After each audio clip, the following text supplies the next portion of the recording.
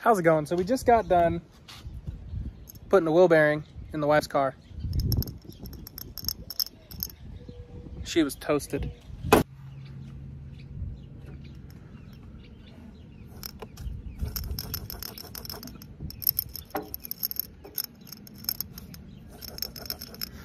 She's toasted.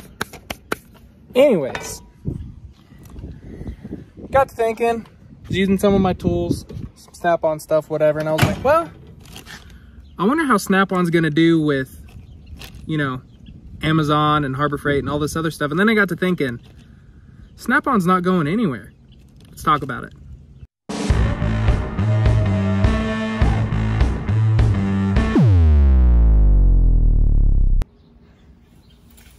Okay. Now that I'm done with the wheel bearing and putting all of my tools up, we're going to talk about Snap-on.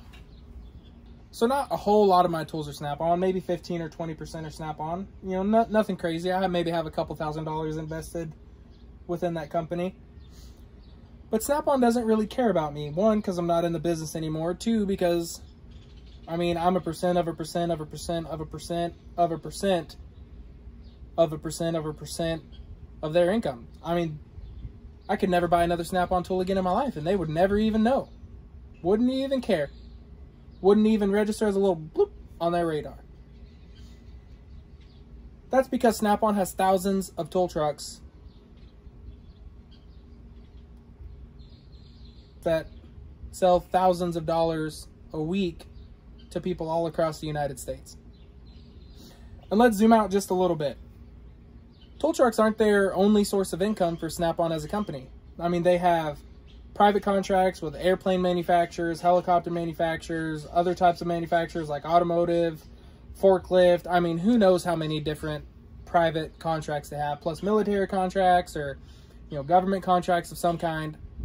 I'm sure they have contracts with a ton of people. I know some people who, you know, were in the Air Force or the Army and they're like, yeah, no, we had Snap-on tools.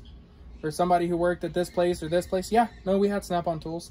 So they have contracts with tons and tons and tons of people that aren't us, that aren't bought off of a tool truck. So tool trucks aren't their only source of income for Snap-on, right? They have contracts with other entities, okay? Now let's zoom out just a little bit more. Snap-on isn't just Snap-on.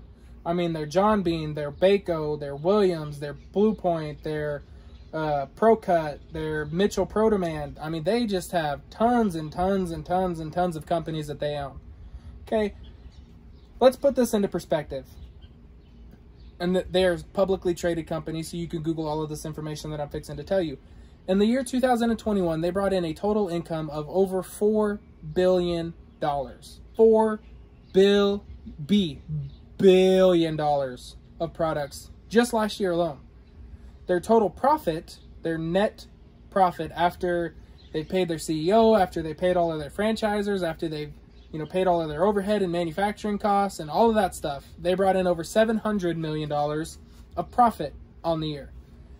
So they are profiting, making, gaining, after taxes, after everything, $700 million a year. They're not selling $4 billion of toolboxes and tools to schmucks like me every year, I can tell you that.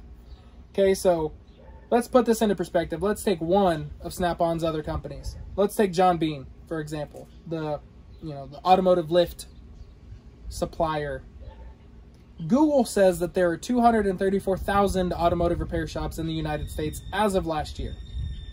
And it grows about 2 to 3% every year, according to the Googles. Now let's say one lift per shop. So we have 234,000 lifts, okay?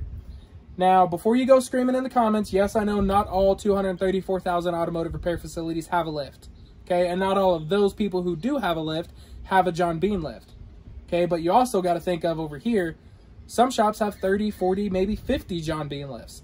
And we're not talking alignment software, we're not talking 4-post lifts, we're not talking alignment racks or any of that other stuff. I am talking solely just a 2-post above ground lift. $5 grand, let's say $5,000. So if you take 200,000 shops times $5,000, because every shop has one lift, Just pulling numbers out of a hat, people. Okay, humor me. I'm not saying this is the facts. I'm just saying this is a very realistic possibility. One shop per lift, or one lift per shop. Okay, it's not out of the equation because, like I said, you have some that have 40, some that have 0. You have alignment software, all of this other stuff. So we're just ballparking before you start coming at me in the comments yelling at me. All right. So 200,000 shops have a lift. So 200,000 lifts times $5,000 per lift. That is $1 billion. $1 billion in just lift sales. Okay. So we're taking a ballpark guesstimated average of shops that have a lot of John Beam equipment and shops that have 0 John Beam equipment. Okay, so we're guesstimating $1 billion in John Beam equipment out there. That does not include service costs. That does not include repairs. That does not include any of that other stuff. We're just ballparking just money out there in lifts right now. Okay, how many of those buy a new one every year? I mean, let's say a quarter of those people buy a new lift in any given year. So a quarter of $1 billion is $250 million in lift sales. Okay. Snap-on isn't going to be hurting because the tool truck company or the tool truck market is hurting. All right. They have so many other different streams of revenue coming in every single year. Like I said, they make $4 billion a year, $700 million of profit per year. Don't buy Snap-on ever again. I promise you they will never know. And I'm not saying that in like a mean, vindictive way that Snap-on doesn't care, because Snap-on's public relations seems to be pretty healthy. A lot of techs will live and die and breathe Snap-on, and some techs won't, and that's okay. That's everything. Chevy, some people live, eat, breathe, sleep, poop Chevy. Some people eat, live, sleep, breathe, poop, bleed Ford. All right? It just is what it is. But if you think that Harbor Freight or Amazon or Home Depot is going to make Snap-on go out of business, you are sorely mistaken.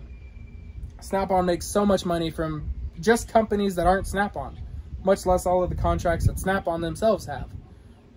So, because of everything that I just said, I think it is safe to bet that Snap-on isn't going anywhere anytime soon. And even if the automotive industry goes away completely, they'll rotate into home building tools for contractors, or like I said, move more into manufacturing. Or they don't just make automotive tools, they make a crap ton of different tools that are used by a bunch of different people.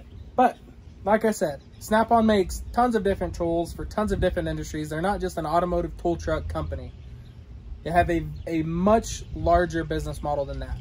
So while you not buying tools and your whole town not buying tools and your whole state not buying tools might hurt Snap-on this much, it's not going to make it go out of business. And I don't want Snap-on to go out of business. They make really good tools for the most part. They are very expensive, but I mean, if you're good at something, you personally, if you're very good at something, you're not going to do it for free. You're not going to do it for cheap. You're going to try your very best to get what you feel like you're worth. That's all that Snap-on's doing. They make a quality product. They spend a lot of money in research and development and materials and paying their people fair wages. And I mean, I think they're doing things pretty darn right. I'm happy with the way that they're running their company, just from an outsider looking in, from a non-biased as possible perspective.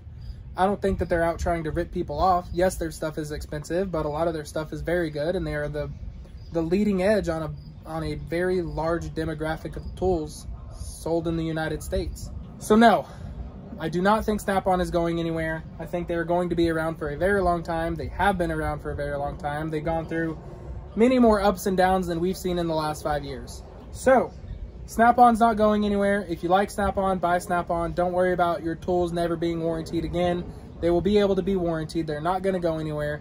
Snap-on is here to stay. Like it or not, I like it. I think Snap-on's a great company, like I just said. I don't want automotive businesses to go down at all. I'm not going to buy a new GM vehicle, but I want GM to stick around. I'm not going to buy a new Ford vehicle, but I want Ford to stick around, because a rising tide lifts all ships, right? If Ford's doing good, Chevy's going to do better. If Buick's doing good, Scion's got Toyota, whoever, right? A rising tide raises all ships. I want everybody to do good. I want there to be more competition and more opportunities and more jobs, and I want more options to buy new vehicles. I want more everything. I don't want Snap-on to be the only tool company that I buy from, but it's good that they're here. It's good that I can buy from them. So like I said, this video is in no hate towards Snap-on. I think that they're an awesome company. I think that they need to keep doing what they're doing, and if they fall on hard times in the tool truck business, they have other companies that they own that they can lean on, and ways that they can pivot and move into other industries that aren't just solely automotive. I mean, we have the hybrid and fully electric car market exploding right now. Go away, Audi. So we have, you know, the hybrid and electric car business just exploding right now with Tesla and Rivian and, you know, Toyota with all of their hybrids. I mean, there are a ton of hybrid and fully electric vehicles being made today. So hand tools are always still going to be there because stuff still has to be bolted down. You still have to have wheels. You still have to have suspension. You still have to have hoods and doors and interior trim and all of that stuff. So hand tools aren't going anywhere. Their diagnostic tools may take a little bit of hit because a lot of these cars are self-diagnosing themselves, but they could pivot into being able to hack into, not hack, but break into those systems and being able to diagnose and repair a Tesla or, you know, whatever else. They can also make new innovative ways to test electric batteries and electric motors and all of that stuff. So they may pivot, they may have to reinvigorate, you know, some of their things, but like I said, even just the Snap-on tool trucks aren't their main bread and butter. So if they have to, you know, marginally in this one business, I mean, they still have millions of other dollars coming in from all of these other businesses. So with all that being said, Snap-on's not going anywhere. Snap-on's here to stay. I think Snap-on is doing good things, and I think if you like Snap-on, go buy Snap-on. That's all I got today, guys. Have a good one.